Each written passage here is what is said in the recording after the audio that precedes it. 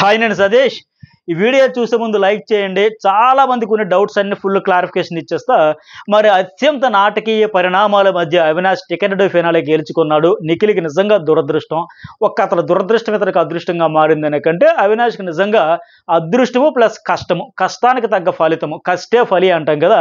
కష్టపడ్డాడు టాస్కుల్లో గెలవాలని. ఇప్పుడు అసలైన కష్టం ఇప్పుడు ఉంటుంది. ఎటు టికెట్ టు ఫినాలే గెలుచుకున్నాడు కానీ ఇప్పుడు అసలైన చుక్కలు కనబడితే అయ్యే బాబోయ్ అని ఎంత టెన్షన్ అవ్వాలో అంత అయిపోతుంది. ఎందుకంటే ఆడియన్స్ సపోర్ట్ ఉంటుందా ఉండదు, ఈ వారం సేవ్ చేస్తారా చేయరా, హౌస్లో నిలబడతారా లేదా, ప్లీజ్ ఆడియన్స్ కాపాడండి, నాకు ఓటు వేయండి, సేవ్ చేయండి, నేను కష్టపడి నా వంతుగా నా ప్రయత్నంగా ఎంటర్టైన్మెంట్ ఎటు చేస్తున్నా, నవ్వేస్తున్నా, చేతనంతవరకు స్కిట్లు చేసి మిమ్మల్ని కామెడీ చేసి ఏదో రకంగా శక్తి మేరకు నా ప్రయత్నం నేను చేస్తున్నా. అట్టగా ఫిజికల్ టాస్కుల్లో కూడా హఠాత్ పరిణామాలే కావచ్చు, నాటకీయ పరిణామాలు కావచ్చు, ఏది ఏమైనా నా ప్రయత్నమో నా కష్టమో నాకు దానికి తోడు అదృష్టమో మీ బ్లెస్సింగ్స్ యూనివర్స్ సపోర్ట్ ఏదైనా మొత్తానికి అది ఇది అన్ని వర్కౌట్ అయితేనే నా ప్రయత్నంగా గతసారి కూడా చూసాం. అతను ముందుగానే రెండోసారి మెగా చీఫ్ అయ్యి చేతిలో ఇమ్యూనిటీ పవర్ తెచ్చుకున్నాడు. తీరా చూస్తే ఆడియన్స్ ఓట్లతో సేవ్ అవుతాడా వెళ్ళిపోతాడా పరిస్థితి వచ్చింది. మళ్ళీ సేమ్ సీన్ ఇప్పుడు కూడా అలాగే రిపీట్ అవుతుంది. ఈ వారం ఆడియన్స్ ఓట్లతో ఉంటే టికెట్ ఫైనల్ గెలుచుకున్నాడు కనుక నేరుగా వెళ్ళిపోతాడు. ఈ వారం సేవ్ అవ్వకపోతే ఆ టికెట్ ఫైనల్ ఏమవుతుంది, అవినాష్ ఎవరికి ఇస్తాడు, ఎలా జరగబోతుంది, వాట్ నెక్స్ట్ అనేది చాలా మంది నేను నైట్ అవినాషే ఫస్ట్ ఫైనలిస్ట్ అయ్యాడు అని అప్లోడ్ చేసిన వెంటనే ఎక్కువ మంది నాకు ఇన్స్టాగ్రామ్లో కానీ ఇక్కడ కూడా అడిగిన ప్రశ్న అదే. దానికి ఆన్సర్ అయితే చెప్పేస్తా. మరి ఈ వీడియో చూసే ముందు లైక్స్ చేయండి. ఎందుకంటే ఈ సీజన్ స్టార్టింగ్ నుంచి నేను చెబుతూనే ఉన్నా, గత సీజన్లో ఒక లెక్క, ఈసారి ఇంకొక లెక్క. ఎందుకంటే నేను ఆ విషయంలో అన్ని అప్డేట్స్ నాకు తెలుస్తున్నా, కొంత అన్నీ చెప్పేస్తే ఏముంటుంది. బట్ మీరు అదే మాకు కావాలి, మాకే ఫస్ట్ తెలియాలి, మాకు ఆ ఉత్సాహం ఉందా, ఆ క్యూరియాసిటీ ఉందంటే మీ క్యూరియాసిటీ కోసమే నేను కూడా అన్ని అప్డేట్స్ అన్ని ముందే షేర్ చేసేస్తున్నా. ఇంకా వచ్చేవి చాలా ఎడిటింగ్లో లైవ్లో లేపేసి కూడా నాకు తెలుస్తూ ఉంటాయి ఏం జరిగింది. ఇప్పుడు గంగావతి కూడా చెప్పే కదా, సో ఆమె ఇంటి గురించి అడగడం, ఇవన్నీ ఇట్లా చాలా ఎన్నో ఉన్నాయి. అవన్నీ మీతో షేర్ చేసుకోవాలంటే మీరు నాకు ఒకటే ఒక సపోర్టు, లైక్స్ వీళ్ళని ఎక్కువ లైక్స్ కొట్టుబడేసేయండి. అలాగే వీడియో లైక్స్తో పాటు షేర్ కూడా చేయండి, మెసేజ్ కూడా పెట్టండి. మరి అవినాష్కి ఏంటి ఇప్పుడు నిజంగా ఈ టాస్క్ చూసుకుంటే అర్థమైపోతుంది. అత్యంత నాటకీయ పరిణామాలు. నిజంగా ఆయన ప్రయత్నమూ చేశాడు, కష్టము దానికి తోడు ఇతడు నిఖిల్ తలకు దురదృష్టం. 3 సార్లు ఏకంగా ఆ బ్యాలెన్సింగ్ దగ్గరికి వచ్చేసరికి పడిపోవడం అయితే వెరీ బ్యాడ్ లెక్క అని చెప్పాలి. ఒకసారి పడితేనే డిస్కరేజ్ అవుతారు, రెండోసారి పడిపోతే ఇంకా డిసప్పాయింట్ అయిపోతారు, ఇంకా మూడోసారి పడితే అబ్బా షివరింగ్ స్టార్ట్ అయిపోద్ది, నెగిటివ్ వైబ్రేషన్స్ వచ్చేస్తే ఏంటి మనకు వర్కౌట్ కాదా. ఎందుకంటే ఇప్పటికి నేను నబీల్ వాళ్ళు కూడా అరే నాకు ఆ సుడోకు టాస్క్లో ఫెయిల్ అయినంటున్నా నాకు ఫేట్ లేదు అనిపించేసింది అన్నట్టుగా, ప్రేరణ కూడా నాకు నా జాతకంలో టికెట్ ఫైనల్ లేదనిపించమన్నట్టుగా. ఇక ఒకటేసారి అంటే సరే అనుకోవచ్చు, రెండోసారి మూడోసారి కూడా అంటే చాలా వరకు కాన్ఫిడెన్స్ లూజ్ అయిపోతారు. నిఖిల్కి నిజంగా అదే జరిగింది ఈరోజు టాస్క్లో. అయితే ఈ టాస్క్ కూడా ఎట్లా పెట్టాడు, అంతకుముందు 6 కేటగిరీలు పెట్టాడు కదా, speed, focus, balancing, mental strength, physical strength, ఇవన్నీ.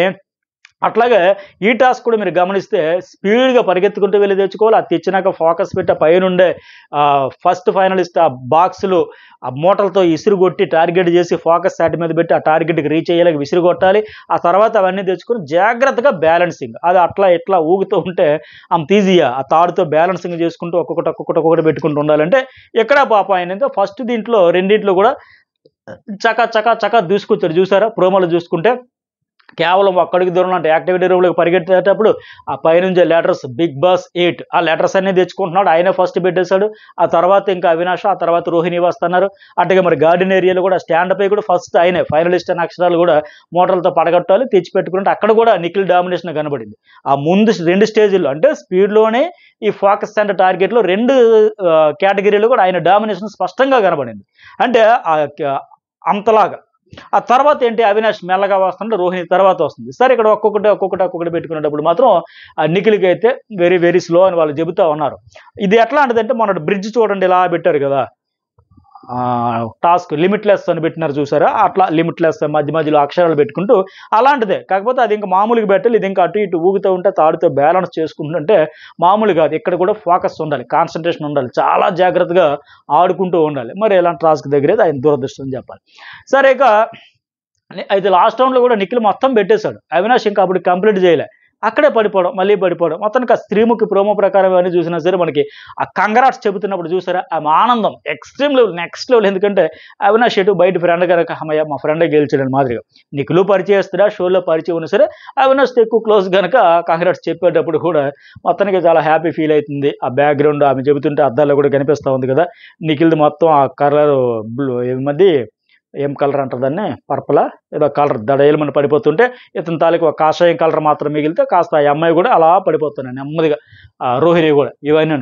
సో మొత్తానికైతే ఇలా ఉండబోతుంది. అయితే పృథ్వీ ఒకటి లైవ్లో కాన్వర్జేషన్ చేస్తాడు కదా నిఖిల్తో, టేస్టీ తేజని సెలెక్ట్ చేసుకునేటప్పుడు ఎందుకు టేస్టీ తేజకి చేసుకున్నారు, నువ్వు నా అడగలేదు కదంటే, అరే బాబు నేను పృథ్వీ అంటే గౌతమ్ని చెప్పానంటే, సరే ఇప్పుడు నాకు కూడా లాస్ట్లో బిగ్ బాస్ 8 టాస్క్ దగ్గర నేను గివ్ అప్ ఇచ్చాను అనొచ్చు, నన్ను పక్కన పెట్టచ్చు, బట్ గౌతమ్ కృష్ణనే చూస్ చేసుకోవాలి కదా అని అడిగాడు. మరి గౌతమ్ కూడా అన్ని టాస్క్లు ఆడాడు కదా, ఫస్ట్ నేను కాకపోతే నిఖిల్, ఆ తర్వాత నువ్వు గౌతమ్కైనా ఇవ్వాలి కానీ నీకు 2 ఆప్షన్స్ ఉన్నాయి, వాళ్ళిద్దరికి కలిపి ఒక టేస్టీ తేజ ఒకటే కదా, ఎందుకు అని అడిగాడు.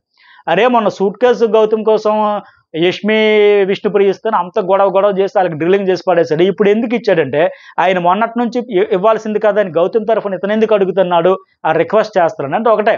మొన్నటి నుంచి కూడా పృథ్వీ ఏమంటున్నాడు, వీక్ కంటెస్టెంట్లు ఎవరు ఆయన దృష్టిలో ర్యాట్, రోహిణి, అవినాష్, తేజ, ఈ వీక్ కంటెస్టెంట్లకు ఇచ్చేస్తే మనలో ఒకరు ఎవరైనా వెళ్ళిపోవాల్సి ఉంటుంది అంటే ఫిజికల్లీ ఓట్ల పరంగా. ఎందుకంటే అవినాష్ నామినేషన్లోకి వచ్చాక అవుట్ అయిపోయాడని పృథ్వీ నోటితో అన్నాడు, మనం చూసాం. అట్లాగే రోహిణి ఒక్కసారి కూడా నామినేషన్లోకి రాల, అలాగే తేజ అయినా సరే సేవ్ అవుతున్నాడు, పైగా అవినాష్తో బాటంలో ఉన్నాడంటే ఓట్ల పరంగా కూడా ఆయన దృష్టిలో ఈ కమెడియన్స్ కంప్లీట్గా లాస్ట్లో ఉన్నారు, వీళ్ళు ఎంటర్టైనర్స్ తప్ప ఫైటర్స్ కాదు, అదొకటి.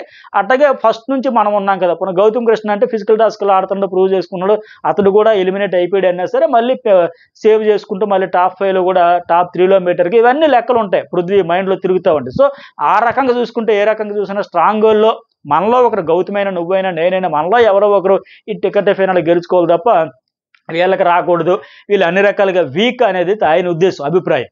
సో అలాంటిది వాళ్ళ అంతలా అనుకుంటే మొత్తానికి ఆ రోజు గెలవడం రోహిణి గెలిస్తే ఈరోజు అవినాష్ ఏకంగా టికెట్ ఫైనల్ గెలిచేశారు. సరే ఇక ఇప్పుడు అందరికీ ఉన్న డౌట్ ఏంది, అవినాష్ ఇప్పుడు టికెట్ ఫైనల్ గెలిచి ఎవరికైనా ఇచ్చేస్తారా, ఎలిమినేట్ అయిపోతే ఎవరికి ఇవ్వరు. అది ఎందుకు ఇవ్వరు అంటే ఇప్పుడు ఆ టికెట్ ఫైనల్ ఇచ్చితే ఇంకెతన కష్టపడి ఆడుకుని గెలుచుకునే దానికి ఆ సాక్రిఫైస్ అయితే అట్లా ఉండదు. ఎప్పుడు కూడా గత సీజన్లో కూడా ఇలా టికెట్ ఫైనల్ గెలుచుకున్న వాళ్ళు ఎవరు ఎలిమినేట్ అయిపోయిన పరిస్థితి లేదు ఏ సీజన్లో కూడా. అట్లాగే ఇంకోటి ఏంటంటే చాలా మంది కంటే బెటర్గా కంటెంట్ ఇస్తున్నాడు కదా. ఇప్పుడు హౌస్లో ఉండేవాళ్ళు పోనీ నబిలు, నిఖిల్, గౌతమ్ ఓటింగ్ పరంగా టాప్లో ఉంటే మిగతా 5గురిలో పోల్చుకున్నా సరే రోహిణి పొన్నివారం నామినేషన్లో రాలి, మిగతా పోల్చుకుంటే చాలా మంది కంటే చాలా చాలా చాలా బెటర్ కంటెంటే ఇస్తా ఉన్నాడు, కష్టపడి ఆడాడు గెలిచారు. ఇంకేం చేయాలి ఒక కంటెస్టెంట్గా, ఎంటర్టైన్మెంట్కి ఎంటర్టైన్మెంట్, కంటెంట్ స్కిట్లు అన్నీ చేసుకుంటూ ఫిజికల్ టాస్క్లో కూడా ప్రూవ్ చేసుకున్నాడు. పోనీ నెగిటివిటీ ఏమైనా విపరీతంగా తెచ్చుకున్నాడా, అయ్యి బాబాయ్ వీడిని భరించలేరా ఆయన మాదిరిగా ఏదైనా వల్గర్ లాంగ్వేజ్ కానీ ఇంకేదైనా మిస్టేక్స్ బ్లండర్స్ ఖచ్చితంగా కోటింగ్ ఇచ్చి పడేయాల్సిన ఆ పరిస్థితి కూడా లేదు కదా. సేఫ్ గేమ్ అంతా ఆడతారు నో డౌట్. సో ఇలాంటి దశలో ఖచ్చితంగా ఉంచండి, ఆయన లెక్క ఉంచేస్తారు నో డౌట్. టికెట్ ఫినాలకి గెలిచిన దానికి న్యాయం చేస్తారు. పైగా వీకెండ్ నాగార్జున సంగతి తెలుసు చూస్తాం కదా, 50-60% అవినాష్ చుట్టే కంటెంట్ కూడా వస్తుంది, ఆయన కూడా చేస్తారు ఖచ్చితంగా. ఇలా బాటంలో ఉన్న వాళ్ళు అంటే కొద్దిగా ఈ పర్ఫార్మెన్స్ బట్టి అన్నింటితో బట్టి చూసుకుంటే నెల ముందు కూడా చూసాం. నేను ఆ వీడియో అప్లోడ్ చేసేటప్పటికి నైట్ 1:30 ఆ టైంలో జర్నలిస్ట్ సదస్సులు వేస్తే అవినాష్ కంగ్రాట్స్ బాగా ఎంటర్టైన్ చేస్తావు, నువ్వు డిజర్వే, నువ్వు అర్హుడివే, నీవు ఉండాల్సింది, నువ్వు సేవ్ చేస్తావు.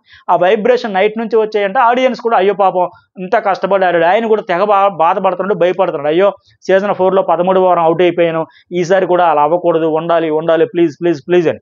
సో ఆడియన్స్ కూడా సానుభూతి ఉంటుంది, అయ్యో పాపం సేవ్ చేద్దామని. ఇంకా ఫ్రైడే మిడ్-నైట్ వరకు ఓటింగ్ ఉంది కనుక పాపం ఈ వారం ఆయనతో పోల్చుకుంటే మిగతా వాళ్ళు ఎవరైనా పర్వాలేదు, ఆయన సేవ్ చేద్దాం కాపాడదాం అనేది ఉంటుంది. ఎందుకంటే ఉన్న లాస్ట్ డే వరకు ఉన్నాడంటే చాలా కంటెంట్ కూడా ఇస్తాడు, జోక్స్, ఫన్, స్పాంటేనియస్గా సెటైర్లు ఇవన్నీ. సో ఏ రకంగా చూసినా ఆయన కాలం కలిసి వచ్చేస్తుంది, సేవ్ అయిపోతుంది నో డౌట్.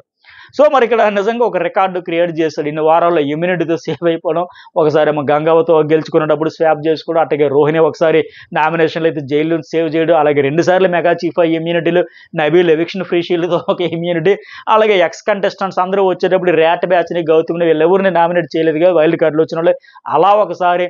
సో మొత్తానికి ఇన్ని రకాలుగా బంపర్ ఆఫర్లు రికార్డులు క్రియేట్ చేయడానికి వచ్చే బిగ్ బాస్ అంటే మన వాల్తేరు వీరయ్యలో చిరంజీవి డైలాగ్ లాగా నా పేరు మీద రికార్డులు ఉంటాయి, నేను రికార్డుల్లో ఉండడం కాదని మాదిరిగా బిగ్ బాస్ అంటే అవినాష్ పేరు మీద రికార్డులు ఉంటాయి మాదిరిగా ఇన్ని రకాలుగా రచ్చరంబోలో చేసి రికార్డులని క్రియేట్ చేయడానికి వచ్చేయడం అనిపిస్తుంది. సో ఎట్లా ఉంది మరి ఈ వారం అయితే ఖచ్చితంగా గండం దాటేస్తాడు నో డౌట్.